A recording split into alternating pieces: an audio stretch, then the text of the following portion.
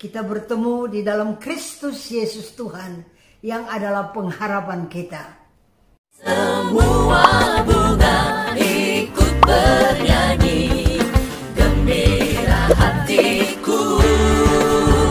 Segala rumput pun riang-riang, Tuhan sumber gembiraku. Mari kita mulai dengan tanda kemenangan yang Tuhan berikan kepada kita.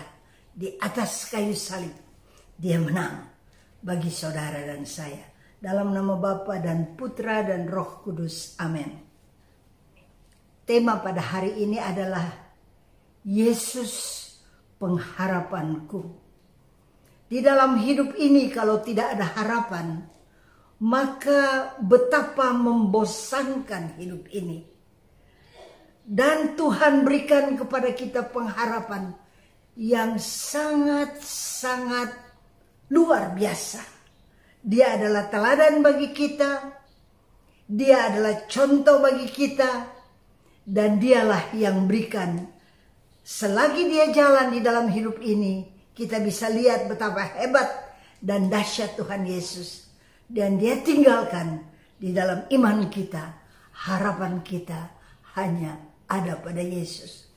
Yang saya lihat di dalam kitab suci, di dalam kitab Yeremia 14 ayat 22, berkata demikian, bukankah hanya Engkau saja ya Tuhan, Allah kami, pengharapan kami.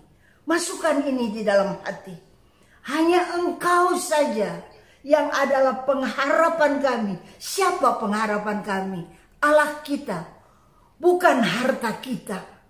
Bukan uang kita. Bukan skill kita. Bukan kecerdasan kita. Bukan kemampuan atau kekayaan kita. Tidak. Pengharapan kita adalah Allah, Tuhan kita. Kita lihat bagaimana Tuhan itu luar biasa. Mau orang kaya seperti perempuan di Sunem, atau Bartimeus yang hanya pengemis, Dia berikan perlakuan yang sama. Orang yang berharap dan bergantung kepada Dia, orang yang sakit, yang susah, yang kaya, yang miskin, Tuhan perlakukan sama. Kita lihat di dalam kitab suci, di dalam Injil Markus 10, dikatakan pada ayat 46, lalu tibalah Yesus dan murid-muridnya di Yeriko. Selama Dia berada di dalam dunia ini, Dia berjalan dari satu kota ke kota yang lain, dari satu desa ke desa yang lain. Dia terus bergerak sangat mobile, Tuhan Yesus.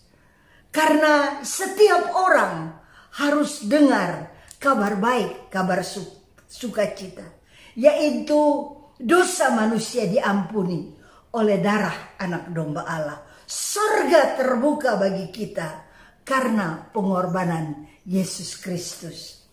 Jadi firman Tuhan berkata, dan ketika Yesus keluar dari Yeriko bersama-sama dengan murid-muridnya dan orang banyak yang berbondong-bondong, ada seorang pengemis yang buta bernama Bartimeus. Anak Timeus duduk di pinggir jalan.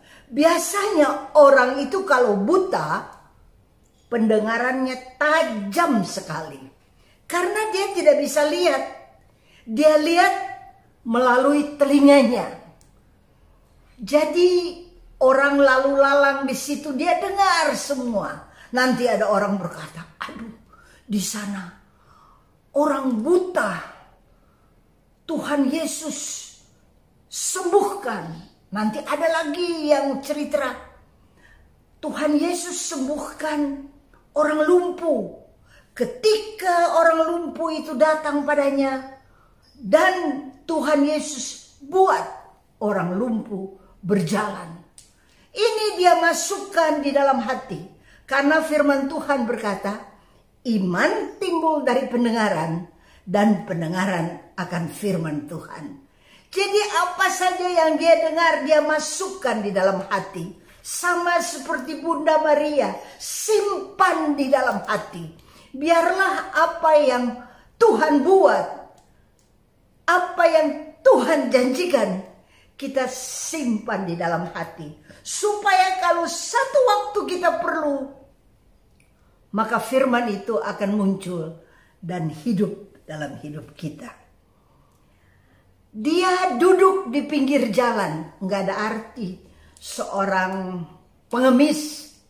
Siapa menghargai pengemis di pinggir jalan yang mengemis minta-minta? Tapi ketika didengarnya bahwa itu adalah Yesus, orang Nazaret, mulailah ia berseru.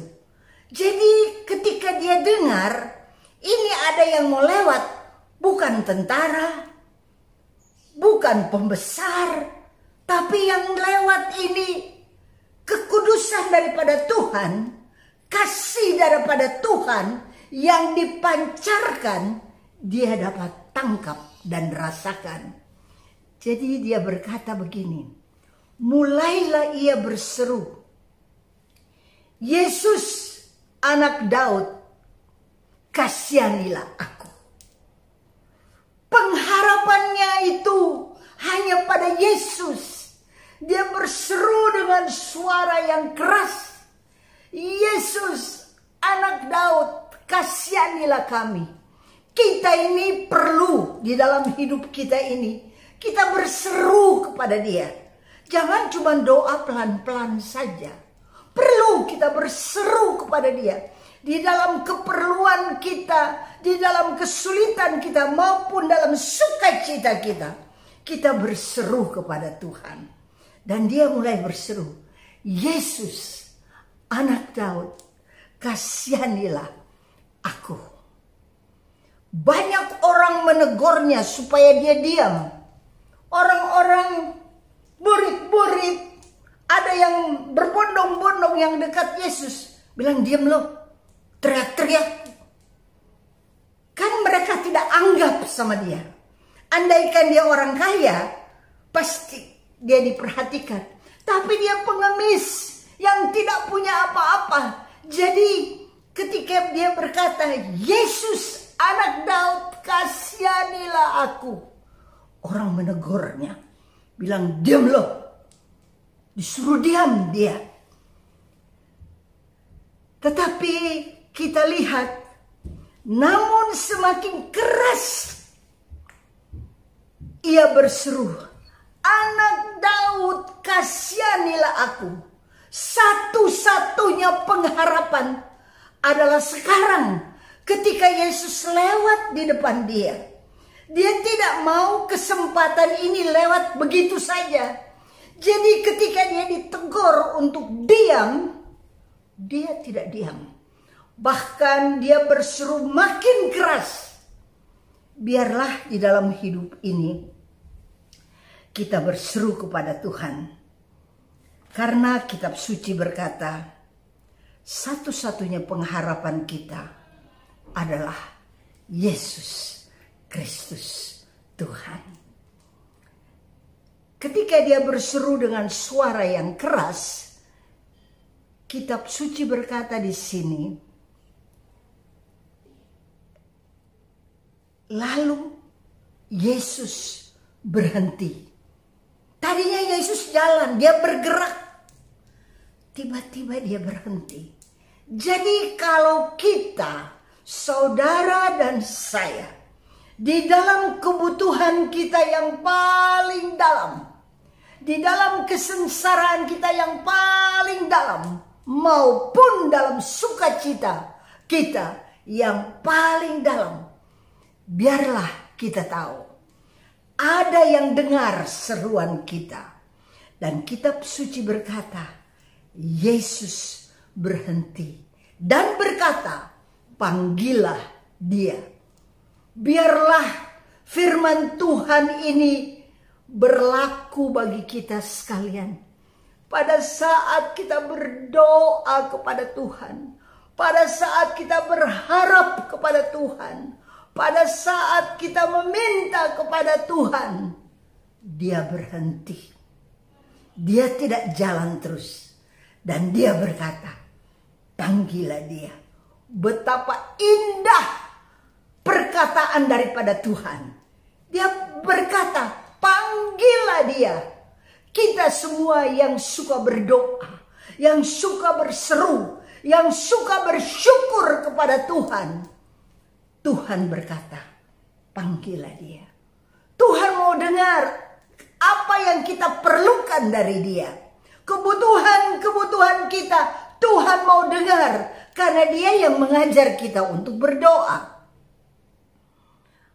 Mereka memanggil orang buta itu dan berkata kepadanya, kuatkanlah hatimu, berdiri, ia memanggil engkau. Yang tadinya bilang, diam kau.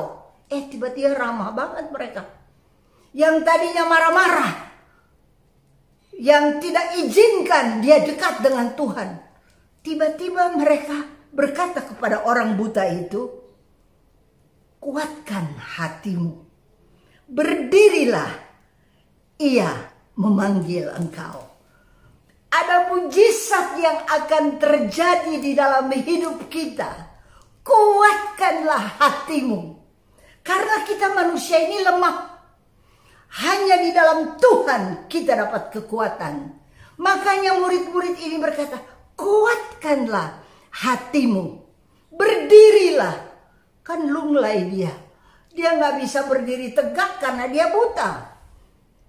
Firman Tuhan berkata, ia memanggil engkau. Ini perkataan daripada Tuhan Yesus yang sangat indah bagi kita yang percaya kepada dia. Dia berkata, ia memanggil engkau. Pada sore hari ini dia berkata kepada Yeni, aku memanggil engkau. Pada siapa saja yang berharap kepada dia, yang jadikan Yesus pengharapanku, dia memanggil engkau. Wah, hati ini sungguh berbunga-bunga, bergembira luar biasa. Kalau Tuhan memanggil kita, ada sesuatu yang dia mau berikan kepada kita. Kemudian dia katakan di sini, lalu ia menanggalkan jubahnya. Ia segera berdiri dan pergi mendapatkan Yesus. Jubah itu untuk pengemis ini sangat-sangat berharga. Di siang hari melindungi dia dari terik matahari, tapi pada malam hari melindungi dia dari kedinginan yang amat sangat. Jadi jubah ini sangat berharga. Tapi ketika dia dengar Tuhan memanggil dia, maka yang berharga bagi dia, dia lepaskan. Karena ada yang lebih berharga bagi dia, yaitu Yesus Kristus. Biarlah kita jadikan dalam hidup ini, Yesus adalah berharga yang utama bagi saudara dan saya. Dia segera berdiri, dia tidak berlama-lamaan. Tapi dia segera berdiri, kata firman Tuhan. Dan pergi mendapatkan Yesus. Laksanakan ini dalam hidup kita. Kalau kita di dalam doa kita dengar Tuhan memanggil kita. Kalau di dalam doa kita dengar Tuhan menyuruh kita memberi sesuatu. Jangan sampai kita berlama-lamaan. Tapi segeralah berdiri dan pergi mendapatkan Yesus. Luar biasa, karena Yesus ada di situ dan menunggu kita. Dia memberi dirinya didapatkan. Kita boleh bertemu dengan dia. Kemudian tanya Yesus kepadanya, apa yang kau kehendaki supaya aku perbuat bagimu. Saudara, pertanyaan ini bukan hanya untuk Bartimeus, tapi berlaku bagi kita sekalian. Biarlah pada malam hari ini, apapun kesulitan yang sedang menimpa kita pada masa pandemi virus COVID ini yang agak merajalela, tapi ingat, Tuhanlah yang berkuasa. Kitab suci berkata di sini, di mana Yesus bertanya, apa yang kau kehendaki aku perbuat. Ada orang yang bercerita bahwa bisnisnya yang tadinya begitu bagus menurun sekali. Ada yang berkata dia tidak bisa bayar kontrak lagi. Ada juga yang berkata, kemana saya harus mendapat makan? Bahkan di Singapura, tiap hari mereka siapkan 400.000 kotak. Karena begitu banyak orang yang kehilangan pekerjaan. Begitu banyak orang yang lapar.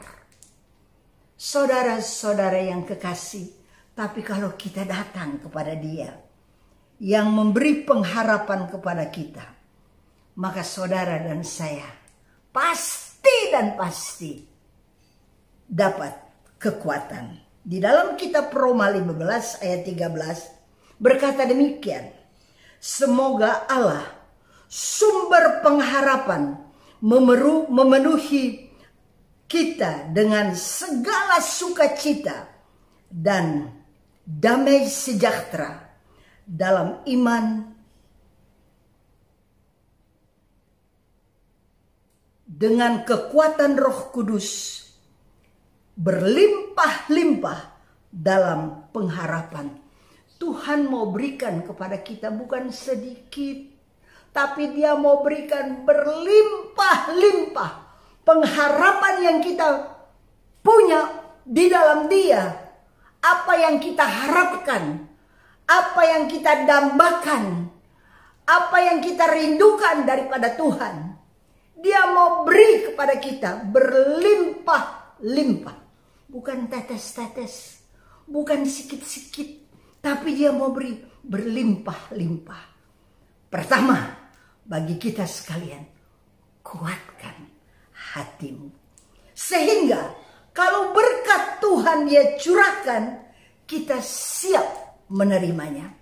Kita tidak jadi sombong, kita tidak jadi angkuh, tidak jadi tinggi hati, tapi kita siap menerima rahmat dan berkat Tuhan yang dicurahkan kepada kita berlimpah-limpah. Tuhan sudah bertanya, apa yang kau kehendaki aku perbuat bagimu? Jawab orang buta itu, Rabuni, supaya aku dapat melihat. Warna Bartimeus, orang buta itu hanya satu, hitam kelam. Dia belum pernah bisa bayangkan merah, kuning, hijau, oranye, biru. Dia nggak bisa bayangkan warna-warna lain. Dia hanya punya satu warna, yaitu warna hitam. Ada orang di dalam kesulitan dan kesusahan, dalam tekanan yang dia alami pada saat ini, hanya ada satu warna di dalam hidupnya, gelap, hitam. Dia tidak bisa lihat keceriaan daripada Tuhan. Dia tidak bisa lihat janji-janji Tuhan. Tuhan rindu mau genapi dalam hidupnya. Dan ketika ditanya kepadanya, orang buta ini berkata, Rabuni, supaya aku dapat melihat. Dia tidak minta harta, dia tidak minta rumah bagus, dia tidak minta kekayaan, tapi satu yang paling esensial dia minta adalah yang buta ini boleh dicelikan sehingga dia dapat melihat. Lalu Yesus berkata kepadanya, pergilah, Imanmu telah menyelamatkan engkau. Pada saat itu juga melihatlah ia. Lalu ia mengikuti Yesus dalam perjalanan. Saudara bisa bayangkan? Orang yang punya hanya satu warna hitam, tiba-tiba dia lihat warna-warni. Saat ini mungkin iman kita tertekan, keadaan kita tertekan. Karena pandemi virus COVID ini membuat kita tertekan. Ada yang sakit, ada yang susah, ada yang tidak bisa bekerja. Tapi mari kita minta kepada Tuhan, celikkanlah mata kami, bukakan mata kami Tuhan, supaya kami bisa melihat janji-janji daripadamu yang warna-warni di dalam hidup kami. Karena Tuhan tidak terpengaruh dengan pandemi COVID ini. Dia tidak terpengaruh. Janjinya tetap sama. Kuasanya tetap sama. Keceriaannya sama. Tetap sama. Dan berlimpah-limpah dia mau berikan kepada kita. Tetap sama. Bagian kita, kuatkan hati kita. Supaya kita dapat melihat. Dari gelap, tiba-tiba bisa melihat merah, hijau, kuning, oranye. Warna-warni kita bisa lihat. Sehingga cerahlah hidup kita. Bagaimana kita bisa tarik orang datang pada Yesus? Kalau muka kita muka susah sekali. Berapa banyak daripada orang Kristen mukanya susah sekali. Terpancar dari matanya sampai ke hidung-hidungnya ikut susah loh. Kulitnya juga jadi susah. Rambutnya juga jadi susah. Jadi apa yang dia alami dalam hatinya, dia keluarkan di dalam tubuhnya. Sedangkan Tuhan mau bahwa kita ini menjadi saksi Kristus. Bukankah dalam setiap perayaan Ekaristi, kita diberkati oleh imam. Setelah diberkati, maka imam itu akan berkata, pergilah, kamu diutus. Kalau kita diutus, kita jadi iklan daripada Tuhan, advertensi daripada Tuhan, reklame daripada Tuhan. Mukanya panjang, siapa mau datang pada Yesus? Tapi pada masa pandemi seperti ini, inilah kesempatan bagi kita. Pada saat banyak orang susah, inilah kesempatan bagi kita.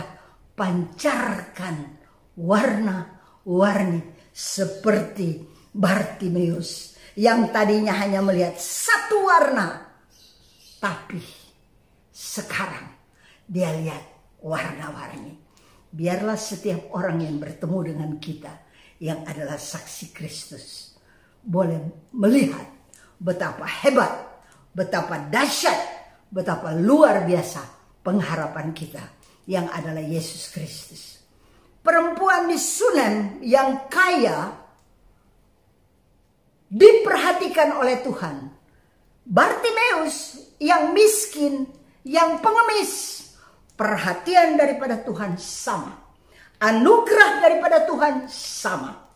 Kasih daripada Tuhan sama. Mujizat yang mereka peroleh sama. Dari tangan Tuhan yang maha kuasa.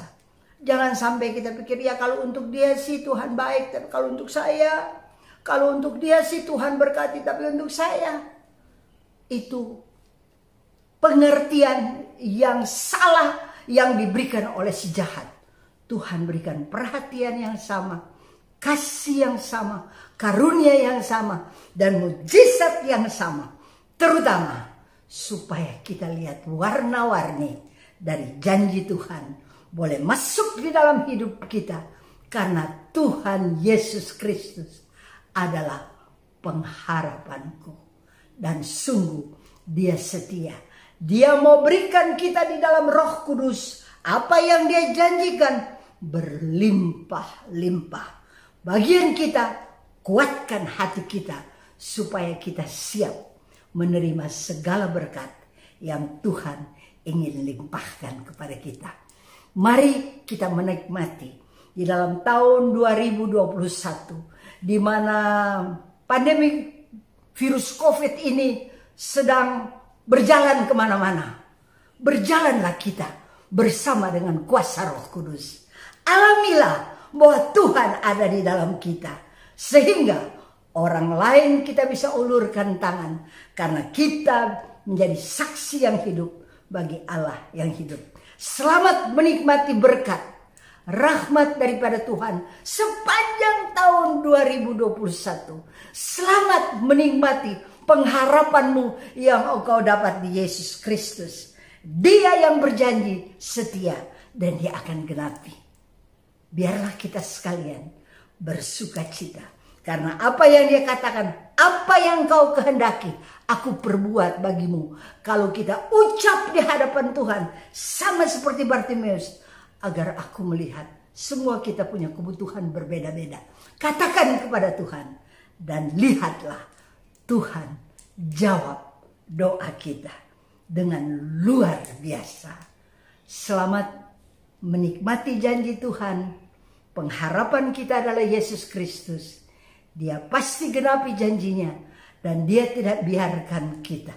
Dia tidak tinggalkan kita, tapi dia beserta kita dalam tahun 2021, dari Januari, Februari, April, Mei, Juni, Juli, Agustus, September, Oktober, November, Desember. Sepanjang tahun dia beserta kita. Selamat menikmati kasih daripada Tuhan. Tuhan memberkati. Semua bunga ikut bernyanyi, gembira hati